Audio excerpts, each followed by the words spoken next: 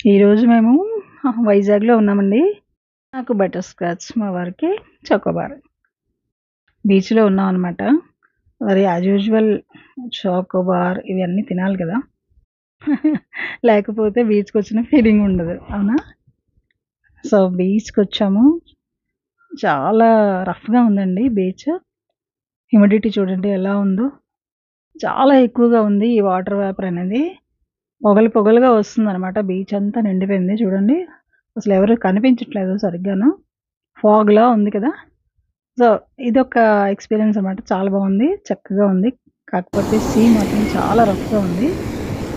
ఎక్కువ కెరటాలొస్తున్నాయి. మేము చాలా దూరంలో నిల్చున్నా ఆ కెరటాలొచ్చి మమ్మల్ని తాకుతూ ఉంటే చాలా హ్యాపీగా ఉంది. నిజంగానే. కాకపోతే బురద నీళ్ళొచ్చేస్తున్నాయి. బురదనంతాని కూడాను తీసుకొస్తుందనమాట ఒడ్డుకి. సో, అందరూ కూడాను ఆహ్, ఈ ఫాగ్‌ని ఎంజాయ్ చేస్తున్నారు. వైజాగ్ బీచ్ అంటే నార్మల్‌గా చాలా బావుంటుంది. ఎందుకంటే మనకి దగ్గరలో ఉంటుంది సీ. రోడ్డు మీదే ఉంటుంది కాబట్టి మనం హ్యాపీగా ఎంజాయ్ చేయొచ్చు. ఎక్కువ దూరం నడవాల్సిన అవసరం ఉండదు. నా చెప్పులెళ్ళిపోతాయి. ఎండలైతే విపరీతంగా ఉన్నాయండి. చాలా ఎక్కువ. చెన్నై కంటే చాలా ఎక్కువ ఎండలున్నాయి ఇక్కడే.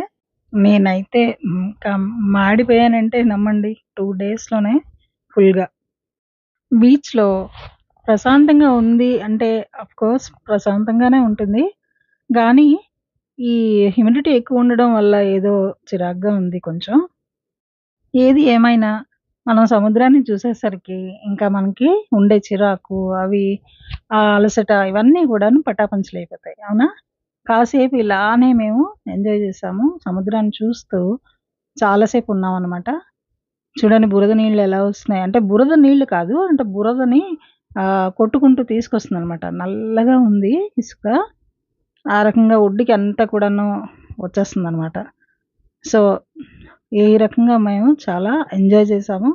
సముద్రాన్ని, బీచ్‌ని అంతా కూడాను. ఇక్కడ ఉండే మొక్కజొన్న పొత్తులు, ఐస్ క్రీమ్స్, వేడి వేడి పిడతపప్పు ఇవన్నీ కూడాను చక్కగా ఎంజాయ్ చేసామండి. బీచ్‌లో ఎంతసేపైనా ఉంటారు. రాత్రి 10 వరకు ఉంటారు చాలామంది. ఎందుకంటే లైటింగ్ బానే ఉంటుంది. ఎందుకంటే రోడ్డు మీదకే ఉంటుంది కాబట్టి బీచ్ ప్రాబ్లమ్ ఉండదిక్కడ వైజాగ్‌లో. మాకిక్కడ వైజాగ్‌లో 5 కిలోమీటర్స్ వచ్చేసరికి మాకు సముద్రం వచ్చేస్తుందనమాట. దీనికి అపోజిట్‌లోనే కాళీమాత టెంపుల్ కూడా ఉంది ఇక్కడ బీచ్ దగ్గర. చాలా బావుంటుంది. అది మీకు ఇంతకుముందు నేను వీడియోలో చూపించాను అనుకుంటున్నాను. ఒకవేళ చూడకపోతే ఇప్పుడు మళ్ళీ వీడియో పెడతాను. ఒకసారి చూసేయండి. ఈ బుడ్డోడు చూడండి ఎలా డాన్స్ ఏస్తున్నాడో. చిన్న అబ్బాయి చక్కగా డాన్స్ ఏస్తున్నాడు. ఎంజాయ్ చేస్తున్నాడు సముద్రాన్ని చూస్తూ. బావున్నాడు కదా! సో, ఈ రకమైన ఎంజాయ్‌మెంట్ ఉంటుందనమాట. ఓకే. చూసారు కదా! నాతో పాటు మీరు కూడాను ఈ సముద్ర ఘోషని ప్లస్ నా గోల కూడాను విన్నారని అనుకుంటాను. Thank you so much.